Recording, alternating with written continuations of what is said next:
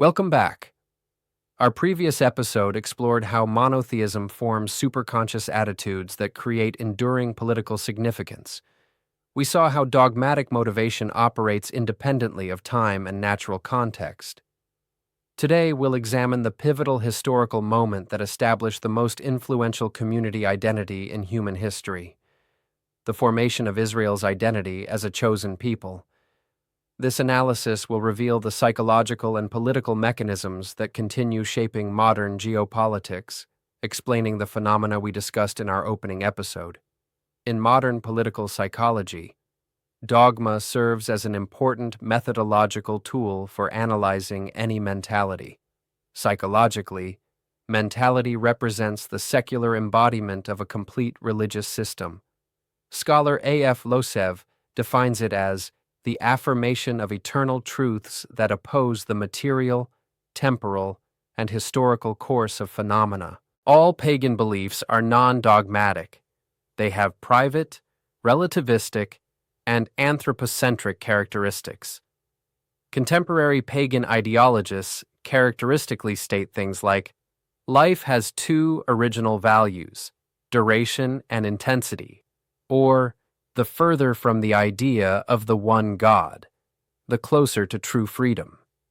According to the principle, dogma as the primary basis of prior knowledge regarding universal foundations and human existence forms the structure of mentality and determines its content. The history of this small, wandering people begins with Abraham as the founder of the Jews. The confession of a single absolute God was accepted as direct communication. God's self-disclosure and will to the Jews. God revealed himself both to specific chosen individuals, Abraham, Isaac, Jacob, Moses, Samson's parents, and Solomon, and to the entire nation. Judaism professes first that humanity was created in the divine image and likeness, and that all Old Testament communications are personal in nature. God in Judaism is not a concept, abstraction, or idea. God is the subject of communication and a living person.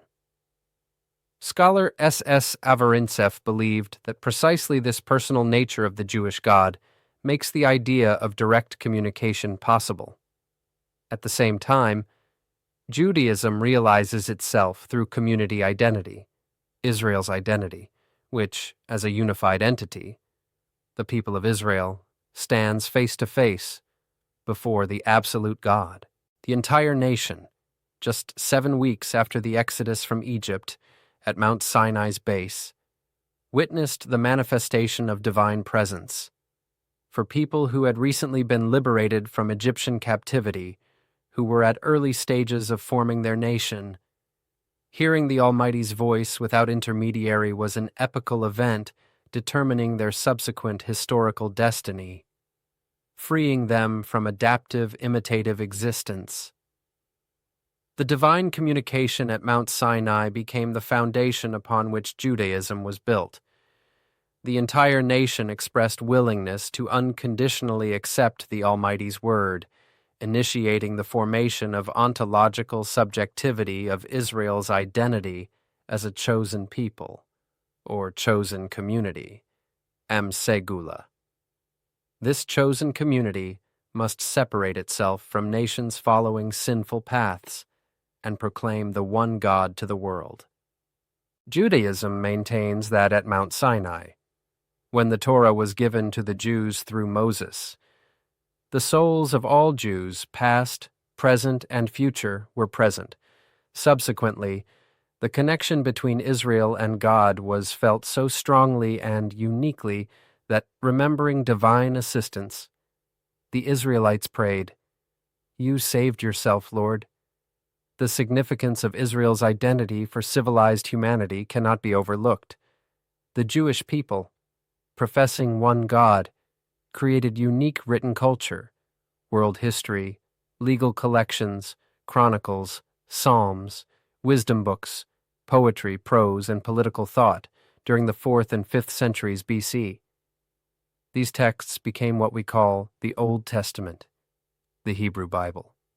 Its pages contain profound reflections on universal principles and fundamental existence, on human relationships, on morality, ethical standards, and spiritual aspirations. New concepts, ideas, attitudes, values appeared in the Bible, formulating a fundamentally different approach to political relations. All this constituted systematically determined constructs of Jewish mentality, making possible systematic study and comparative mental research. The first Christians were Jews. The apostles and evangelists were Jews. The initial opponents of Christianity were also Jews.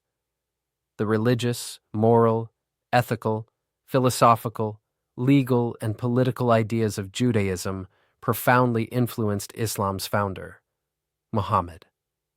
Ideas such as capitalism, Marxism, Freudianism, pacifism, feminism were developed and promoted throughout the Western world.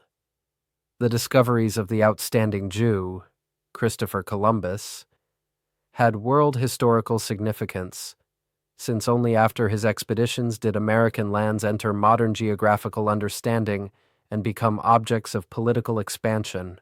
Columbus's activities contributed to revising medieval worldviews, creating colonial empires and radically changing global political structures.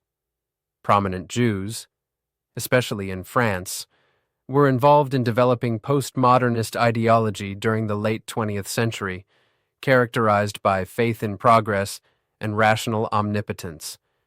Judaism represents an exceptional case where God, according to Jewish belief, chose a people for himself who became a unified entity.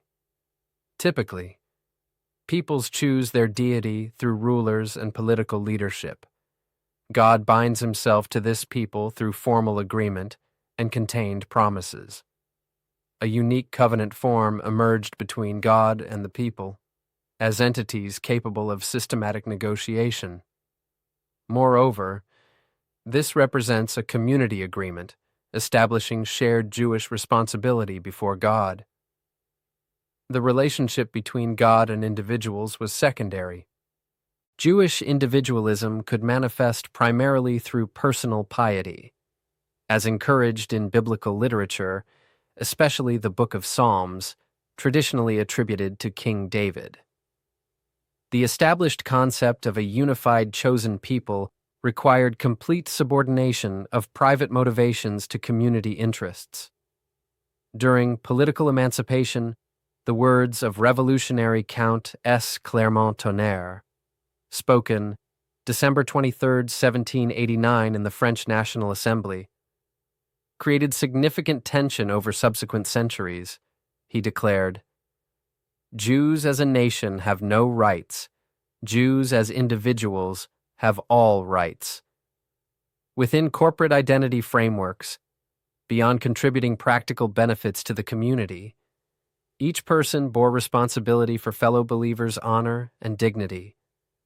Strict care and protection from harm was prescribed as fundamental obligation. Even the high priest faced punishment for harming fellow tribesmen, because such acts were tantamount to denying the Lord's existence. This institution of communal responsibility significantly influenced the formation and content of Jewish national mentality, where individual identity was always considered less important than national identity, with major events affecting the entire people of Israel. Jewish people were chosen not for righteousness. This selection didn't imply that Israel possessed superior qualities compared to surrounding Mediterranean peoples, Egypt, Greece, Babylon, and others. The prophets constantly called Jews to repentance, accusing them of sins, stubbornness and disobedience, stiffness of neck, and finally, moral decline and apostasy. Selection was connected exclusively with receiving the Torah, not merely as written text, but as a complete way of life.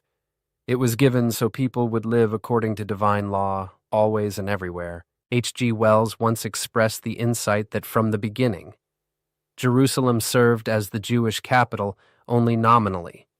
Their real capital, at their existence's center, was this book of books. This is why Jews represented a completely new phenomenon, a people unified from various elements by nothing other than written word power. In our next episode, we'll explore how this community identity of Israel transformed world civilization. We'll examine specific mechanisms through which Jewish intellectual and cultural innovation spread globally, and why this influence pattern continues today. How did a small people create intellectual frameworks that shaped capitalism, socialism, psychology, and modern science?